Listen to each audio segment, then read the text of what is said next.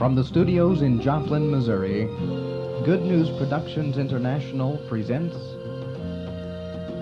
Venture in Faith. Outstanding Christians of our generation telling their own story of how God has worked in their lives. Your host, Boyce Moten.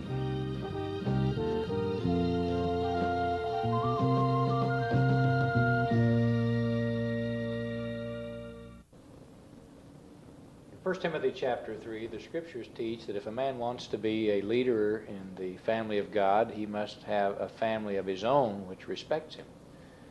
In Titus, the scriptures amplify on this and say that a man should have believing children. I think one of the reasons for that is because you can appear on a television program or behind a pulpit, and no one really knows about your personal life. You could conceivably be hypocritical, but you can't fool your children. And therefore, I think it's a very beautiful testimony to the ministry of J. Russell Morse that his children and his grandchildren have followed in his steps. For our first interview, we had J. Russell and his son Eugene. For segment 2, we have also his grandson Ron, who is with us. And Eugene, would you mind connecting these two interviews with an amplification on the unusual circumstances behind your father's release from a communist prison? My father had been there in Kunming, and we hadn't heard any word from him for a long time. And then my mother felt very strongly that she wanted to get down to Hong Kong and see if she could get any word from him. We hadn't heard any word from him for about, well, I guess it was about 15 months. So then, so she and my brother Laverne then traveled down from North Burma down to Rangoon and crossed to Hong Kong, and they were there about 4 or 5 days, and absolutely no word from anybody. But did you think your father was dead or alive, or did you know? We just did not know. We had no word, no idea. So then she was, had to checked out everything, and they were scheduled to fly on to the States from Hong Kong. But it seemed like there was another lead or another clue that she might find out something. And so they decided to postpone it for another 2 days. So they canceled their reservation and advanced it for 2 days. And they were going to check out this further lead. Well, so it was on that particular day, that the next day then, that my father actually arrived. So you see how God's hand was in this, bringing Mother and Laverne, of course, down there to be at Hong Kong, and then further delaying them the extra day or two so that they would be there when he arrived. So, it's just fantastic to see how God works it all together. Now, nobody knew. Daddy didn't know anything about Mother, or any of us for that matter. And, of course, we didn't know that he was on the way down, but God brought them there together so that Mother would be there on hand to meet him and greet him. A remarkable factor back of all this was the praying people back in the United States, especially at this time, the church in Inglewood, California, that had supported me under the ministry of Ted Hurlbut. And for a week, day and night, they had continuous prayer on my behalf. And it was at the conclusion of that week of prayer that I was released from communist prison. They checked on all this afterwards, compared dates, and that was it. Again, we don't know who will be watching your testimony, but I can imagine that would really be an encouragement to a lot of congregations to have an active prayer ministry in behalf of those who are preaching the gospel around the world. I remember in this connection, especially when Peter was in prison, and the church prayed on his behalf. But when the angel of the Lord delivered him out of the prison, and he came and knocked, that they were actually unbelieving that their prayers had been answered. Nobody would believe it. Isn't that right? Now, we've talked a little bit about the Korean conflict, about the takeover of mainland China by the communists, and we've totally bypassed World War II. And for the benefit of our viewers, I want to remind them that this family has been in Asia since 1921. And that was all during World War II. You guys were over there in the jungles. Can you tell us just a little bit about that and the part you played in helping American servicemen? Well, I'll say this, that that when we went into this region that no missionary society wanted, we didn't dream that 13 years later, in a world war, it would become one of the most strategic areas, because it was counted of no importance, and in fact very little was known about it at that time. But later it came to be known as the Hump. Many missionaries were leaving China at that time, because at that time Japan had blockaded all of Southeast Asia, including most of Burma. And there was only one way that supplies could and aid could be brought to China lest they collapse, and that was across from northeastern India across what later came to be known as the CBI Theater, China, Burma, India Theater. And at that time, Eugene and Robert were on a evangelistic trip among the congregations, because amidst all this turmoil of war, more and more people had been turning to the Lord, and they needed to be shepherded, they needed to be encouraged, they needed to be prayed for, and they were out on such an expedition. Then somehow the word got down to the American forces. They had a secret base in North Burma, and they sent word, wasn't it? Eugene, you take it from there. So we three boys arrived, Robert and my brother Laverne and myself. We arrived there at this last outpost of the Western powers at Putao, or Fort Hertz in North Burma.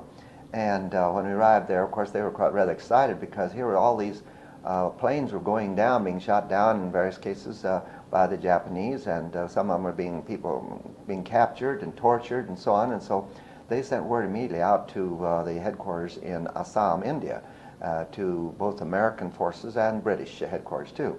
So the word came back and said, by all means, please have us to come out there and give them all the information we could, regarding the people and the roads, the political situation, the geographical situation, and everything that we could fill them in on, because after all, this area of the Salween Valley and the Mekong Valley and all these areas back in there were our main field of operation and work. So he said, well, if they would bring us back, why, we'd be glad to go.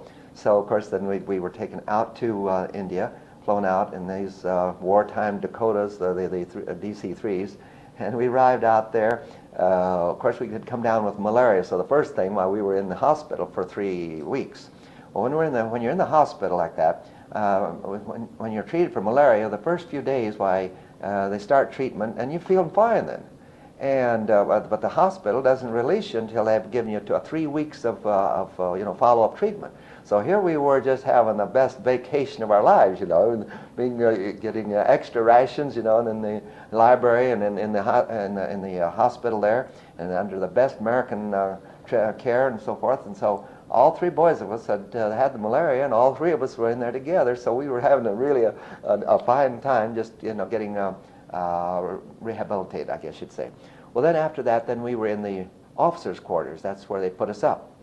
When we first arrived, they took us around to the British hospital, and boy, there was really a tremendous contrast. They were living way down here, and we were way up, and the American hospital was way up there. So we transferred almost immediately over to the American hospital.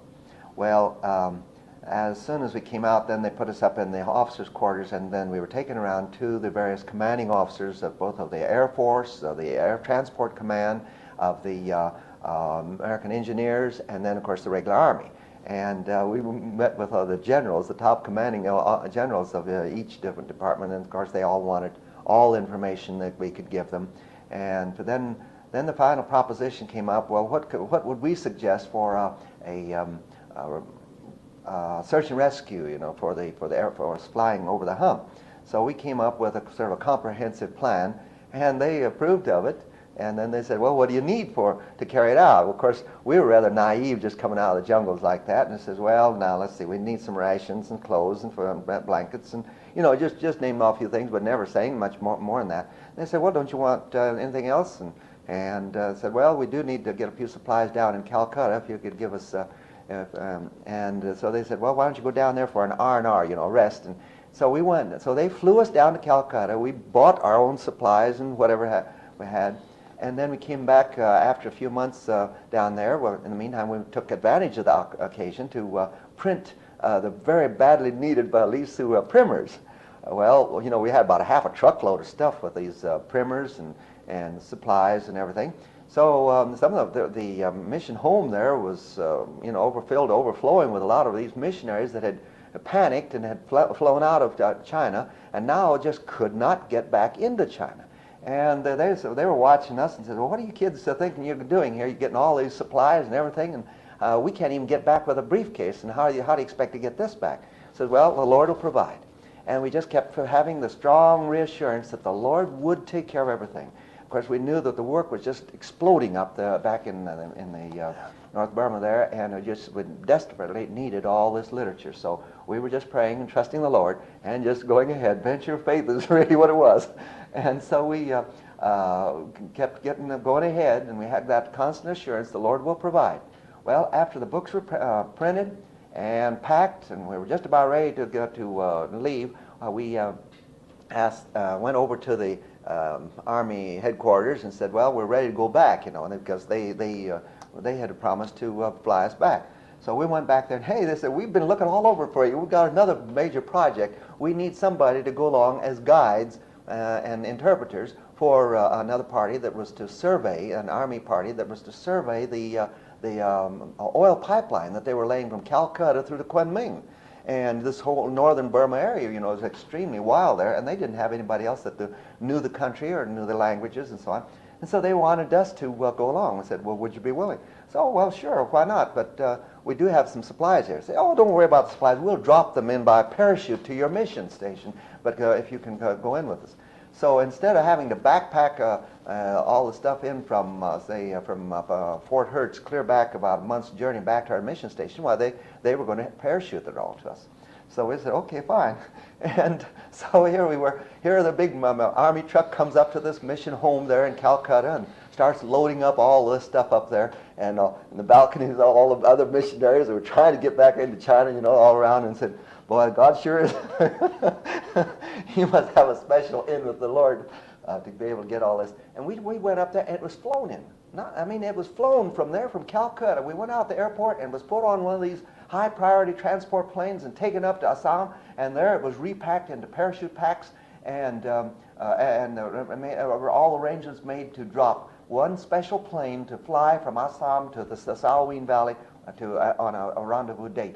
And so then we went with these Army engineers, flew into China, and then walked, partly by horseback and then mostly by foot as we traveled all the way back out through the Mekong Valley to the Salween Valley and across the walked all the way out to Fort Hertz again. It took us 2 months to get out there, and then, of course, another month to get back to our home. So it was about 3 months travel. We surely have a God who's able to do exceeding abundantly above all that we ask or think.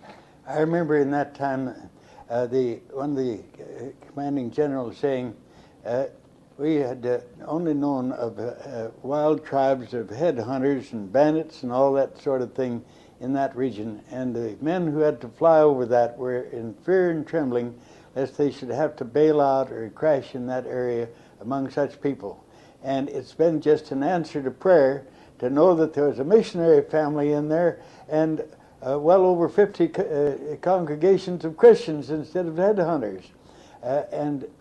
Your work in search and rescue will be of more value to the cause of the United Nations than if you were in uniform on the front lines.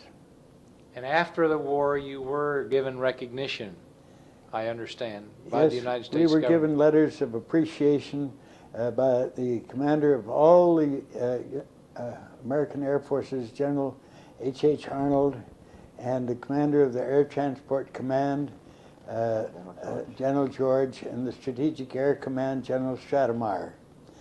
All wrote letters of appreciation to the Morses, and we still keep and prize those letters.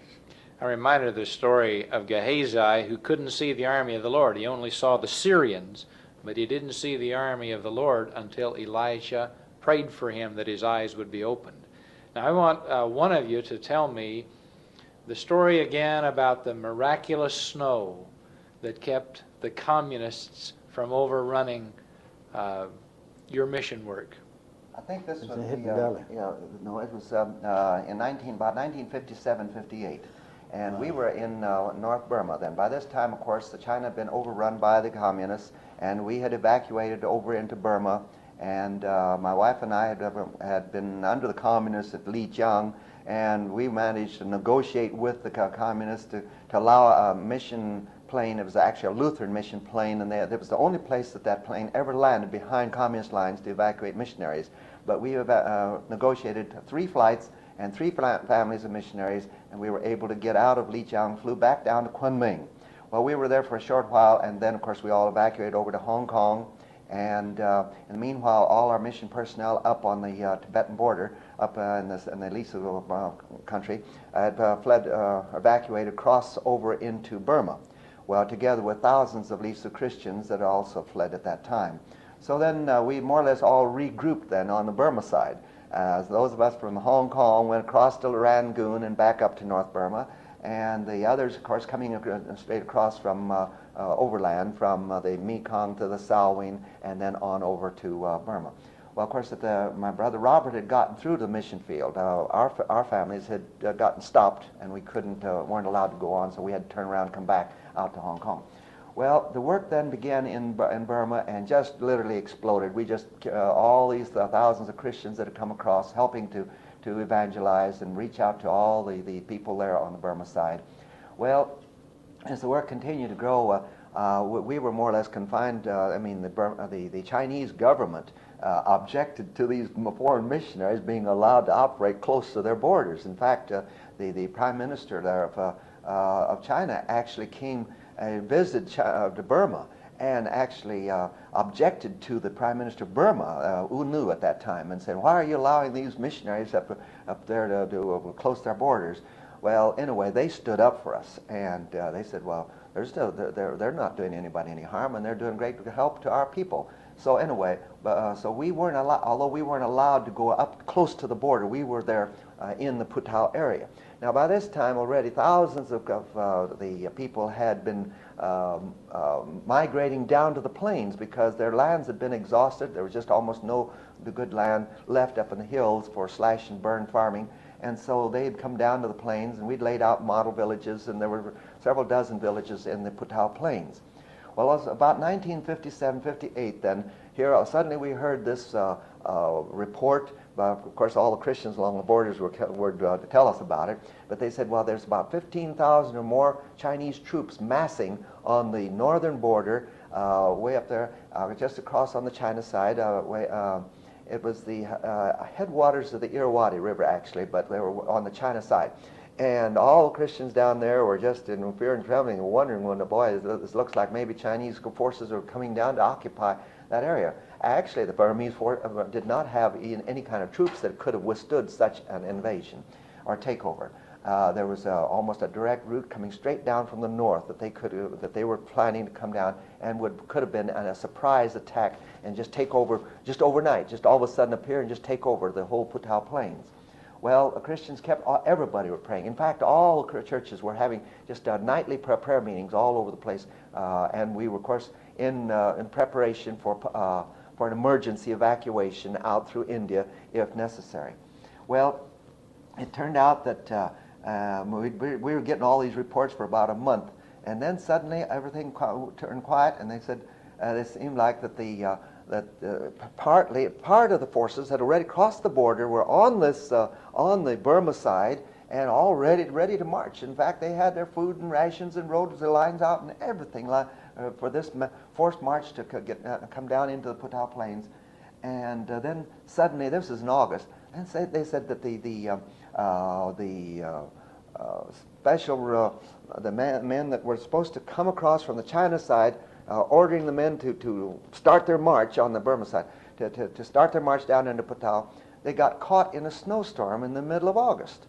They said it was the most amazing thing. They said it never snows up there at that time, and yet here all of a sudden there was this tremendous, terrific snowstorm, and the messengers that were supposed to brought the order for them to begin their march down were cut off. Well, then everything was disrupted, and this dragged on, and then later it was heard that they had quit. Well, in the meanwhile, it seemed like that the word had gotten out to the Burmese government, of course, and the Burmese government had then strongly objected to the Chinese government direct, and then the Chinese government finally, by this time, that order was stopped by a snowstorm, of course, but then the orders finally came through from the Chinese, from Peking, saying that to kind of, hold it, cool it, in other words. And so we really believe that God intervened in a really an amazing, shall we say, almost virtually miraculous way, just an amazing way to prevent that invasion.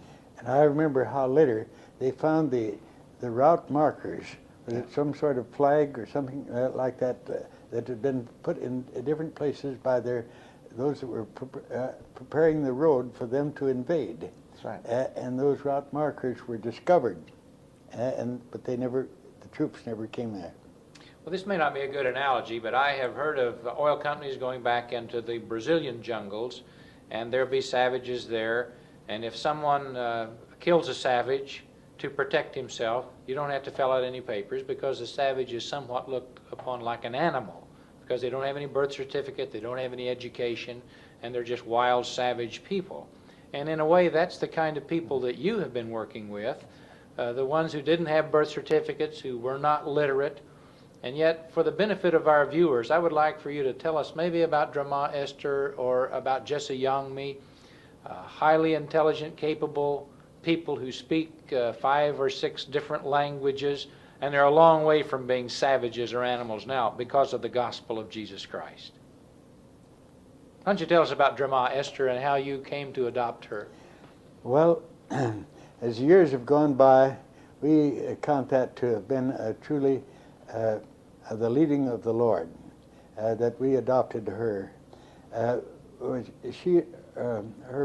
parents were about 3/4 Tibetan and about 1/4 Chinese, and they had worked for us when we first came into through the Chinese country, into the Tibetan region.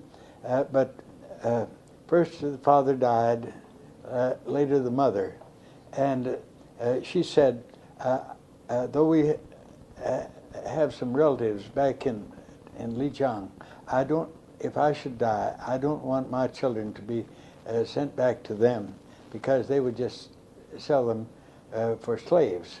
That's right. So when there was an epidemic in our village, and the mother died, there were about 25 people suddenly died in a period of 3 or 4 days of this epidemic.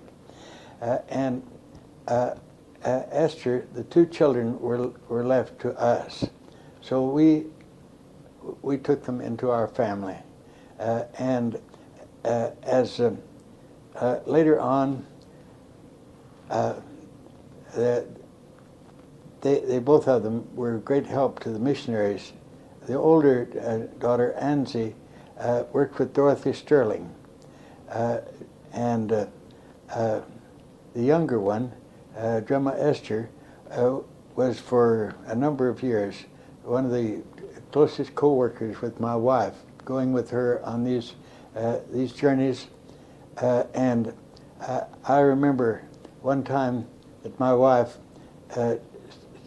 was called to a village about a half-hour's journey north of where we were, and she loaded up her things in baskets, and Drama Esther went with her, and after holding a school there for the women, and you can't keep the men away, and because they'd never seen and heard a white woman missionary before. To them, she was not a woman; she was an angel. And especially someone who probably spoke their language as fluently as any of them did. Yes, indeed. And laid hands on them, for praying for their healing. And hundreds of people were healed in answer to prayer by my wife. And so turned out one village after another, clear up that Salween River Valley to the border of inner Tibet. One village after another, sending the delegations to call, when she finished the school in one village, go to another. It was 6 weeks before she returned home. And all this time, Grandma Esther was her constant companion, seeing a demonstration of Christian love and ministry that her foster mother was having. This has doubtless been a great inspiration in her life, because, and I remember later when about 100 refugees came over from communist China, and the Burmese government said, we cannot have these people here, they must return to China. A beautiful young couple had a little baby. The mother, pregnant, had carried that child over 2 weeks' journey over snow-covered mountain passes and difficult trails afoot, and they were born in Burma. As I looked at that beautiful couple and this child born in Burma, I said to my wife, let's adopt this little baby. It's just too bad for these people to have to go back to China taking this little child, and maybe all of them be killed by the communists. My wife said, well, I'm too old now to take care of little children, but standing about 15 feet away, intently listening, was Grandma Esther. She said, I may never have a husband, and let me adopt this little baby boy. And this baby boy, later, after Grandma became acquainted with Jesse Youngme, and he proposed to her, she says, you can't have me as your wife unless you will adopt this baby also as our son. So he agreed to that. And then when they came to the United States, and this little boy graduated from high school in Joplin, and then several years in Ozark Bible College, during which time this little boy was a youth minister at, Smithville congregation, and then he went out to North Thailand, and has been involved in the missionary work ever since, and married to a beautiful girl of the Lahu tribe by the name of Lume, and now they have 2 lovely children. And so Sammy Youngme, yes. Sammy Youngme and the entire family have become American citizens. But their heart is still in Asia, and they keep going back, just like your grandson Ron is making plans to go to Thailand in just a few months with his new bride, who happens, of all things, to be an Italian girl. But I want to go back and talk a little bit more about answers to prayer, because I think many of our civilized, and I put that in quotations, listeners may find it difficult. You say, well, my wife laid hands on sick people and prayed for them. Well, we get on the telephone, we call a doctor, we take someone to the emergency room. We don't have to depend upon God as you did, hundreds of miles from a hospital or a doctor, and it puts it in a totally different context when you're hundreds of miles away from any kind of physical help. I remember Abraham Lincoln was supposed to have said, I was driven to my knees in prayer because I didn't have any place else to go. And I want to hear some more about the answers to prayer. Wasn't there a situation where a flood came and you were experiencing the providential protection of God during a time of a flood? Would you tell us about that, Brother Morse? Well, I want to say, I think in our so-called civilization, we appropriate different props and crutches that may be taken away from us just as quickly as that, and we realize that it was God that we needed above all, and we come back to pray to Him. These people out there when we came among them, they had been very much addicted to intoxicating liquor. It was every family practically brewed rice wine. It's very strong. I suppose it's what they used to call a white mule, because it had such a kick to it. Corn whiskey. Corn whiskey, yeah, or rice whiskey. But one thing that we insisted on from the very beginning of the work was that these people give up the intoxicating liquor, because the Bible says, we point out to them, be not drunken with wine, but be filled with the Holy Spirit. And we knew that these people needed, above everything else, to be filled with the Holy Spirit, because that's what Jesus said to his disciples, that this would be the power for being his witnesses. So they gave that up. Later on, the Lord blessed them so much, and they had such happiness in their families without drunkenness. They had so much happiness in their families that they thought, well, now what is it that we can do now, anything else that we can give up, that God would bless us. And they noticed that none of us missionaries smoked tobacco.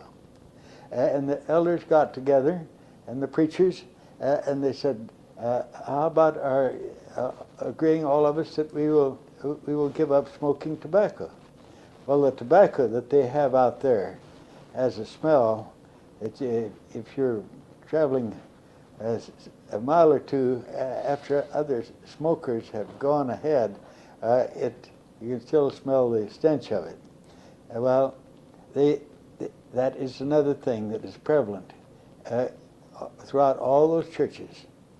And the Lord has blessed them. I remember we had dogs out there. I always like to have dogs,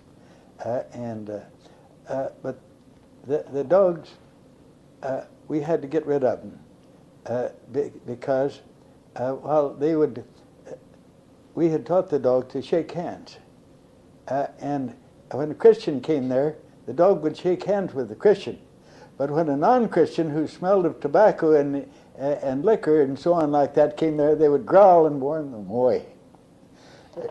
Even though we might want to welcome them and to talk to them about becoming Christians.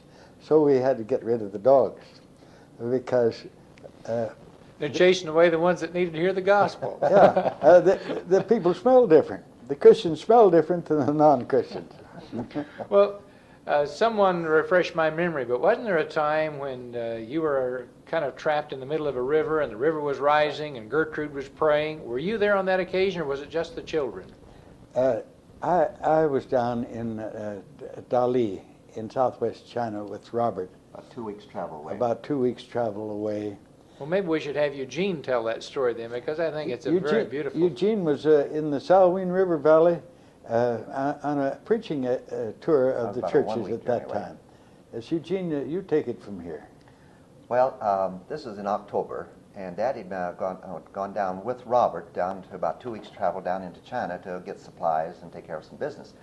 And I was making an evangelistic tour over into the southern Salween. And here was this Thanksgiving convention, and there was this torrential rain for 3 days and 3 nights. In fact, all the hillsides were landslides coming down. Crops were destroyed, and it was the rivers were just one mass of just floating debris and trees and everything. It was really frightful. And we were having this convention. Well, we'd already moved out into a Lisu village from the Chinese village. That was in the Mekong River Valley. That's on the China side. And Mother and my youngest brother Laverne, and my youngest sister, that was Ruth, and then Drama, and Drama wasn't there. Anzi was there. And so they were there at the home. It was a house built down sort of like an island down in one of these mountain streams. Well, the place was very rustic. It was beautiful. It was Daddy built it up, and there was fruit trees. It was really like a Garden of Eden with all the fruit trees, fruit bearing, and vegetables and everything. It was just lovely. However, with this torrential rain, the rivers began to come up higher and higher. And so Mother, all of a sudden one night, about midnight, while she woke up, with this terrible roaring sound on both sides of the house. And she became very disturbed, and they had, it was sort of an island, and my father had built a sort of a kind of a dam on the upper end of the island, kind of to divert any floodwaters. Well, they went out, and they almost fell in because the waters had broken through the dam and had now surrounded the house on both sides. So she came back to the house. All people were there more or less in this house, and suddenly they kept praying, and here the waters came higher and higher and higher and began to come in under the doors and come even through some of the holes in the wall, and they were stuffing the wall, pig food, I guess, weeds and stuff like that they were pushing into the holes in the wall. And Mother was constantly praying all night long, from midnight through till dawn. Just the roaring and the boulders and the crashing of the rocks and trees and everything, it was just terrible, with the river in full raging flood. When the hillsides just slide, it becomes a mixture of clay, sand, rocks, boulders of every kind, and then trees. So they were praying all night long. Well, at dawn, they heard this shouting on the outside, and they went out, and suddenly it seemed that the flood waters had been diverted through just the freak of circumstance, had diverted to the other side, and the people out there were shouting for them to come out. Well, they rushed up and gathered a few clothes, and my sister was still in bed upstairs on the lower end of the house, and so they grabbed a few things and just rushed out, and were just in the process of crossing where the waters had kind of gone down a little bit on this one side. They were crossing to the other side. The folks had kind of laid a plank out for them, and so the Christians nearby on the bank, and so before they got across there, the house was swept away from behind. The lower portion of the house. And but as they crossed to the bank, here were already boxes and things over there swirling in the backwash below them. And so the house was carried away. So it was just a matter of a few minutes that they had to get out. Now God kept them all night long. Nothing happened until they got out, and then the house was taken. But even so, God preserved just enough of the corner, that very corner over which Mother was praying. That corner was still standing for years and years later. And it just seemed like God had stood as a monument to answered prayer. The book of Philippians is a book filled with rejoicing. It seemed like a lot of bad things were happening to Paul, but it was all working out to the furtherance of the gospel. They even made converts in Caesar's household. And I think I've heard you say that the losing of your supplies was actually a blessing? It actually turned out to be a blessing in this sense that you see, we were overburdened with a lot of stuff. And the Lord was leading us out to work with the Lisu people, who are very poor and simple. Now the Christians said, we'll build you a house, we'll feed you, don't leave us now, come on across. And we actually moved on over the mountains into the Salween Valley, and then began this most marvelous 6 years of the most prosperous, most blessed, most joyous ministry from 1940 to about 1946. And it was at that time the work just literally exploded. I'd say perhaps 6,000 to 8,000 new Christians were won to the Lord in that time. And we were living right down at their level. I remember when I received a letter from my wife through the very primitive postal system. She wrote after this flood, telling about it. And at that time, Eugene and the party with him had not yet arrived to get them. But I remember as I paced up and down in agony, praying to the Lord, that the words from the book of Job, the story of Job, came to my mind, and Job said, though he slay me, yet will I trust him. And I said, Lord, may we all be able to say that at least. And then the words of Job, the Lord giveth, and the Lord taketh away. Blessed be the name of the Lord. It just seemed like the Holy Spirit said to me in that moment, and the Lord is able to give it back to you with compound interest. Well, that is exactly what happened. And later, because of our being in that region, the Air Force said that your being here at this time when all the Air Force is in fear and trembling for flying over this terrible region, that you are here, and all these about 50 congregations at that time, and So we, at that time, reconsecrated ourselves, and I was especially inspired by my wife's example, because the American consul had sent word up to all of us that things were getting worse in China because of the internal trouble, and for all missionaries to leave because the Japanese, it just seemed like there was nothing could restrain them. They're blockaded all of Southeast Asia as well as China. Get out while you can. My wife got out, but it was getting out to a more abundant mission field over there in the Salween Valley and reaching later clear into northern Burma. So her Paul said, be ye steadfast, immovable, always abounding in the work of the Lord. Our labor is not in vain in the Lord. Eugene and Jay Russell and Ron, we're going to have to close right now. And we want to say to our viewers that, God willing, we're going to have a third segment in this venture of faith. And we hope and pray that the testimony of these Christian men has been an inspiration to all of you as it has been to me. Thank you.